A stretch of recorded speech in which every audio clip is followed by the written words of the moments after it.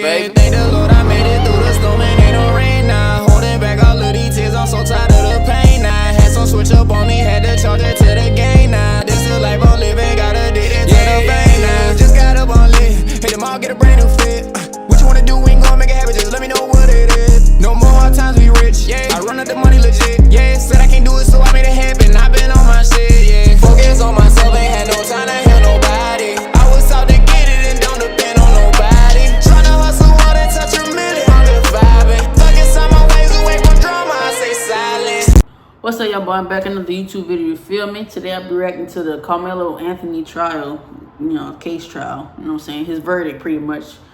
He's been found guilty. You know what I'm saying? He's been sentenced to 35 years in prison. But I'm gonna do a quick little overview for anybody that wasn't really paying attention. The jury convicted 19-year-old Karmelo Anthony of murder and sentenced him to 35 years in prison for fatally stabbing 17-year-old Austin Metcalf at a Frisco ISD track meet.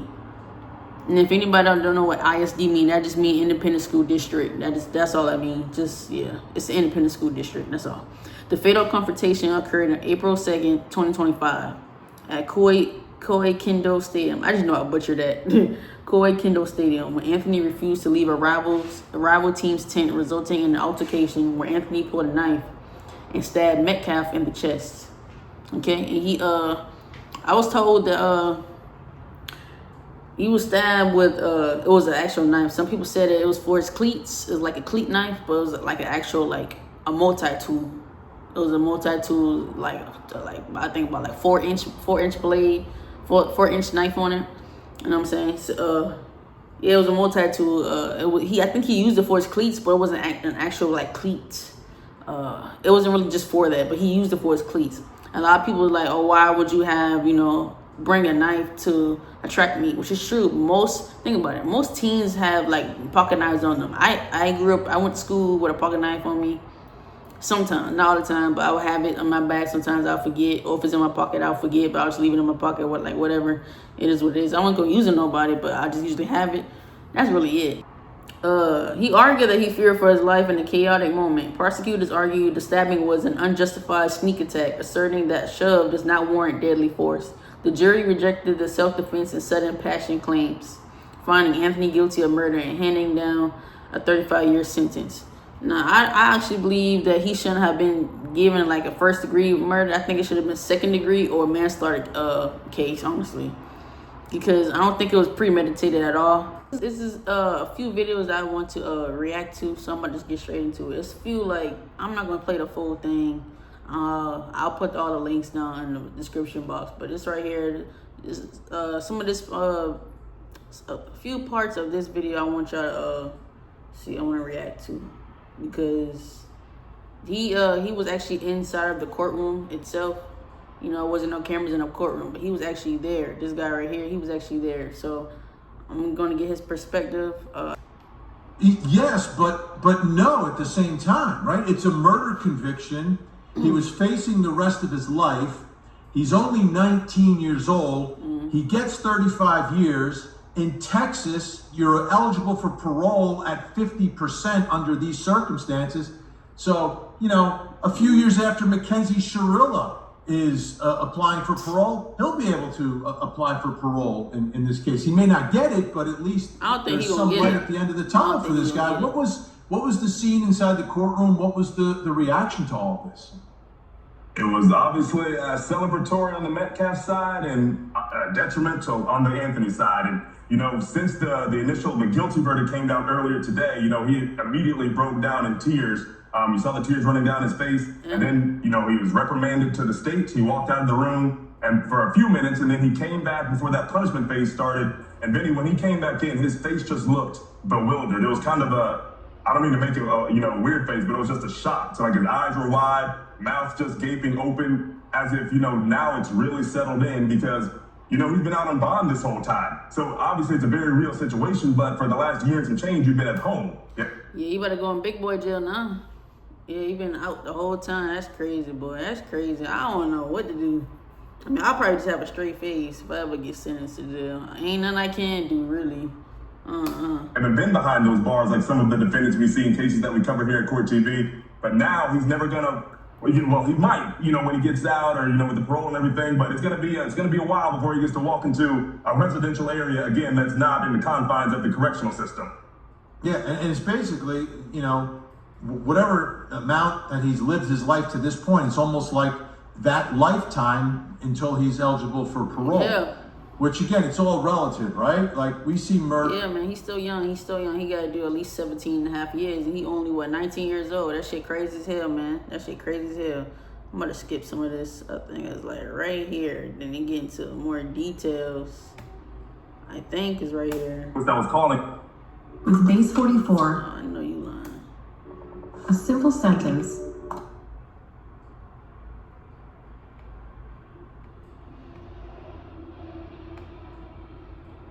Oh, shit. My fault, y'all. He's breathing again. But the coach that was doing the chest compression said he knew that was it. Oh, yeah, this right here, he about to say more details about what happened at the track meet, what actually happened with Austin. This is kind of graphic, I ain't gonna lie. I watched this part right here. At the end of the day, I saw this part right here on Twitter. I'm like, whoa. expectation of being found not guilty and the expectation of walking out of the courtroom without telling the jury in your own words why you killed Austin. To me, it was unrealistic, and I agree. He should have took the stand. Like, why would you not take the stand? I understand, like, as a lawyer, you don't really want your client to take the stand. But when it comes to self-defense case, you need to tell your client, take the stand. You have to prove your innocence to the jury. You know what I'm saying? Because you innocent till proven guilty, man. You got to prove it. When it comes to self-defense case, you got to prove it, man. You have to get on that stand. I don't think he was ready. And I think that's what fucked him up. I ain't gonna lie. And I don't understand why. And maybe at some point we'll find out why that decision was made. But yeah, because you got to think about it. The jury has to hear your story. Nobody has heard from him. He hasn't said not one thing. Like, nothing. Like, bruh, now they just looking at you like you just criminal, like you just murderer who just don't care. Like, you not showing no remorse, nothing like that. Just thinking about yourself. That's what you're showing. And that's what's fucking him up, honestly. He should have took the stand. He should have said something. Do a written statement to the family members. You know what I'm saying? Like, it's crazy. to me, it doesn't make sense. All right, Cody, before we run out of time here, I just want to have just a couple of final thoughts from you, because you were there, you were in the courtroom, you experienced the families, you experienced what's happening outside. As you walk away from this case, what are the things that are going to kind of stick with you? Because when I was a correspondent out in the field, or even when I still go out as an anchor like you are right now, there's always like certain moments or things that come instantly to mind when I think about all these cases. For this one, what's going to come into your mind when you think back about the case of Austin Metcalf and Karmelo Anthony? The one thing I can't get out of my head, Benny, I think we talked about it on the previous segment here, is one of the coaches who was called under the prosecution's case, the one that was a 14-year combat veteran in Iraq who has seen death. And just to keep it in a nutshell, I don't have to tell the full story again, but essentially, he's heard the last dying breaths of people before since he's seen combat. And, he described those breaths as different from gasps of air. They sound different. It's what we've heard as described as the death rattle. And he said as he's doing compressions, he noticed Austin stop breathing. And there's another coach that's on the phone with 911 saying, oh, he's unconscious, his eyes are rolling back, he's stopping to breathe. And then the coach that was testifying said he heard that death rattle come back up. Your brain's last attempt to get some air to it before eventually dying. And while he heard that, the coach that was calling 911, we heard all this on audio, on the 911 call played in court. That coach that was calling was like, oh, he's breathing again. But the coach that was doing the chest compression said he knew that was it. But he didn't say anything to the surrounding coaches and people around who were praying and everything because he didn't want to ruin the hope that they had. But in his mind, he knew that it was done right there. But he kept on going. You heard him in the 911 call, oh, Austin, stay with me, Austin. All of that emotional, just the mental weight of it. And then while he's telling that story, we hear the 911 call, and then the Metcalf family, just crying their eyes out. You got grown men over here crying their eyes out. And then you look across at Karmelo Anthony's family, and they're, his parents are, consoling each other as well, because these are at that point in time, accusations against their child. That, there was no conviction yet, but they're hearing these egregious, allegations, accusations against their son, who hadn't done anything like this before, hadn't stabbed anyone. And so I can imagine they're sitting there trying to wrap their mind around, not my son. This couldn't have been Karmelo. But the camera's playing. Just the emotional toll of it, Vinny, on both sides. You know what I mean? That's what I'm taking away from this one. But that witness there that described that death rattle and not wanting to kill the hope, even though he knew he was dead, that was heavy. Yeah, that's crazy. That's sad. That's insane. That's sad. That's traumatizing. Wow. And everybody there, your teammates there, your coaches there, just seeing you take your last breath. That's crazy. Your twin brother's there. Seeing your twin brother, seeing your sibling like that, like, I don't know what to do, bro. I ain't gonna lie to you, man. Sheesh. This is his updated picture right here. He's in a tunic. Yeah, that's a tunic. Yeah. Jeez, wow. Okay. They done shave his whole head, his face, everything. That's him right there as well. Shit crazy, man. He's been transferred to the Wallace Peck unit, a prison near Navasota, just outside of Houston, according to Texas officials, where he will begin his 35-year imprisonment sentence as he is now in state custody. Anthony was found guilty of murder over the fatal stabbing.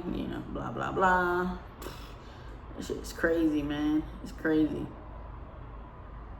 One witness, I think this way, yeah. Witnesses told officers that the two got into an argument over Anthony, a then 17-year-old student at Frisco Centennial High School, being under Metcalf's school tent during the rainy track meet, according to the arrest report. Now, I believe that he was actually under the tent because it was raining, but who knows? Multiple current and former students recounted the incident during the trial. One witness testified that Anthony was asked to leave the tent about 15 times. Some witnesses recalled Anthony saying, "Touch me and see what happens." During the altercation, another witness quoted Metcalf as telling Anthony, "I'm not going to fight you." See, I think that's where also he messed up at as well. We have witnesses saying they're denying your claims of there's no way you fear for your life when you pretty much are like the aggressor. Come on, you should already know where it's going to head. You should already know, man. Witnesses recounted that Metcalf shoved or nudged Anthony, who was sitting on the bleachers, before Anthony stabbed him with a pocket knife. The blade perforated Metcalf's right ventricle, and he was pronounced dead after being transported to an area hospital. The prosecutors called stabbing senseless and plain and simple murder, while the defense argued that Anthony acted in self-defense. The jury began deliberating midday Tuesday before reaching a guilty murder verdict in 3 hours, according to a court spokesperson. The jurors also could have considered manslaughter, which carries a sentence of up to 20 years. See, I said the same thing. I think it should have been a manslaughter case, to be honest. I don't think it should have been first-degree murder. I feel like the jury really wanted to make an example out of him. I really do. I believe that. But I mean, hey, it is what it is. It was very stupid for him to do. I'm not even gonna lie to you. Yeah, that shit was dumb. If you was really feared for your life, you should just ran. A lot of people are probably not gonna agree with me when I say that, but I mean, hey, it's the truth. Seriously. You don't put your hand on people. Nah. Don't start a fight. Don't pick a fight. None of that. Especially if you have a weapon on you. And you can't control your emotions like that too. I mean, he was only 17 at the time. He's a kid. So that's normal. That's normal. You know what I'm saying? That's life. But stabbing somebody in the chest, that's not normal. That's not you. Just because you got in an argument, come on, that's not what you're supposed to do. I think there's a lot of takeaways. I think that's why it was easy for the jury to convict him in 3 hours, because usually most juries take a day or two to actually convict. But it took them only 3 hours. That means that the prosecution had some good evidence against Anthony the whole time. But yeah, that's crazy. There's been people saying that he might get early parole because Texas is Texas jails, the way their jails are, is very packed and very full all the time. So it's easy to get granted parole on your first try. But me personally, I'm not from Texas. I'm from South Carolina. But I do know that Texas, along with South Carolina as well, is one of the hardest states to get granted early parole, just because of it being in the South and just the politics behind it. So I don't think he's gonna get he might not get early parole. I don't know, but he actually might. I hope he does, to be honest. I think this case should just be a 20-year case. That's really it. Obviously, it's messed up what happened to Austin. He shouldn't have died. He didn't deserve to die. You just don't go around stabbing people in the chest. I'm sorry. There's a lot of people that say, oh, he acted in self-defense. Me personally, I don't think that was self-defense. It should just be a straight up manslaughter case. To be honest, a lot of people probably disagree with me on that, but I really don't give a fuck. He shouldn't. No, Anthony deserves to stay in jail, but I do believe he should be able to be granted parole in the first try. Like, you know what I'm saying? Because like I said, he was only young. He was like very young when he did it. He's still young. I'm not refuting the fact that Austin is a victim. I'm not saying that. I'm not saying Karmelo's a victim. I'm not these idiots that's going around saying, oh, Karmelo's the real victim, yada yada. No, shut the fuck up. Like, nah, he's not the victim, bro. I'm sorry, dude. If you don't like what I'm saying, stop watching me. Click off, okay? Cause I don't care. I'm here for the truth. And the truth of the fact is, you don't go around stabbing people in the chest because you're having an argument with somebody. You know what I'm saying? And race has nothing to do with this. Race does not play into this shit. I don't care. Y'all need to stop this black and white shit. Race is stupid. Matter of fact, during the trial, there's people outside of the court that was literally getting in fights. That shit was stupid as hell. Like, why are you getting in fights? You're making us look bad. Like, come on, bro. Like, what the hell is wrong with you? I have an opinion. I don't have an opinion here. Just like Karmelo was doing. I'm glad you just said that. That's what Karmelo was doing. Protecting his motherfucking self. Why you still talking? But when somebody asks you a question, you don't know shit. Shut up and where's Jake, bitch? Teresa, hot weather and higher tempers in this crowd outside the Collin County Courthouse as Karmelo Anthony learned his fate. In the last few minutes, spokespeople for the county say that there have been a few arrests. We know of at least 2 from the Collin County Sheriff's Office out here earlier, one for public intoxication and another on a weapons charge. In the last hour, deputies and McKinney police have cleared this parking lot of those protesters, more than 100, up to 150 or even 200 at times. But this was the scene earlier this afternoon and really throughout the day. Crowds of supporters from both sides, plus internet influencers here live streaming this high-profile case. We saw yelling, we saw shouting, but we did not see any physical contact from our vantage point. The confrontation stayed heated. Hey, wasn't you on jury selection? No, he wasn't. Man. No, he wasn't. Seriously. No, he wasn't. He wasn't. He was on jury selection. He's a vet, dude. He's a vet. He's a vet. He ain't been on jury selection. I ain't worried about.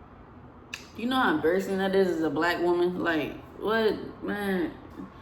I don't know why everybody's turning this into a whole race issue. Like, race has nothing to do with this, I'm telling you. You're making us look horrible. You're making us look bad. You're making us look aggressive.